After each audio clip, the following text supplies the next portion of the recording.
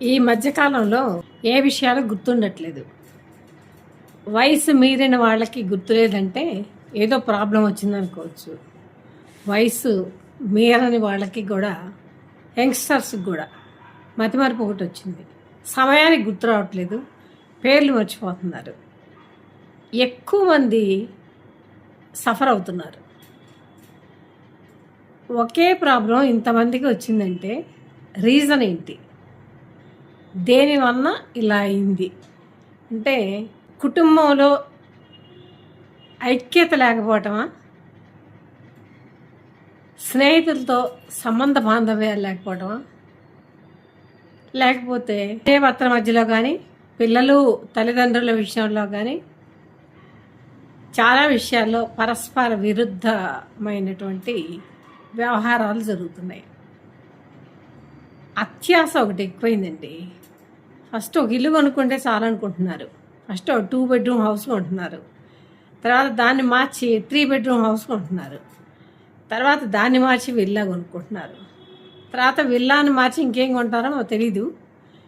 ఈ ఒకరిని చూసి ఒకరు ఇట్లా మార్చి మార్చి మార్చి ఏదైనా ఉండటానికి వసతిగా లాగా ఒక బిజినెస్ చేస్తే దానివల్ల 10 మంది లబ్ధి పొందుతారు. ఇంటికి పెడితే డెడ్ ఇన్వెస్ట్మెంట్ కింద లెక్క. ఒక ఇల్లు కొనుక్కోవడం సబబు, ఇన్నిళ్ళు కొనుక్కునేసరికి ఏమవుతుందంటే, ఈ ఇళ్లల్లో ఎవరికి వాళ్ళు పోయి విడివిడిగా ఉంటున్నారు.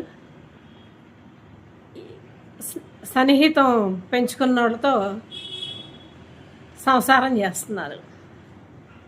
కుటుంబాలన్నీ కలిసి ఉన్నాయి కానీ కలిసి లేనట్టు లెక్క. ఎవరికి బంధాలు ఉన్నాయి, సంబంధాలు లేవు. సంబంధాలన్నీ చెప్పుకోవడానికే, లేకపోతే ప్రాపర్టీస్ ఉంటే తీసుకోవడానికే. బంధుత్వాలు ఉన్నాయి కానీ, బంధాలు ఉన్నాయి కానీ బంధుత్వాలు లేవు. ఇది నేటి పరిస్థితి. ఈ మానసిక ఒత్తిడి వలన ఏమో మరి మొత్తానికి సమయానికి గుర్తు రాకపోవటం, చాలా విషయాలను మర్చిపోవటం తరచూ జరుగుతుంది. మరి ఇంతమందికి ఇలాంటి ప్రాబ్లం ఉంది అంటే దానికి ఏదో మరి మానసిక శాస్త్రవేత్తలు చెప్పాలి ఆ కారణాలు ఏంటి అనేది. ఇది బాగా ఆలోచించాల్సిన విషయం. ఎవరిని చూసినా గుర్తుండట్లేదు. ఈవెన్ నాకు కూడా గుర్తుండట్లేదు.